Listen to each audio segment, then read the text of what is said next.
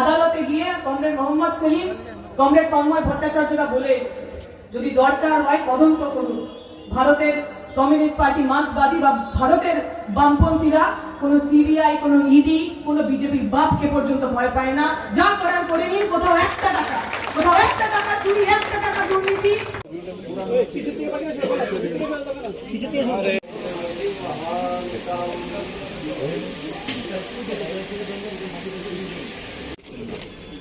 উপলা হাতাইতেছে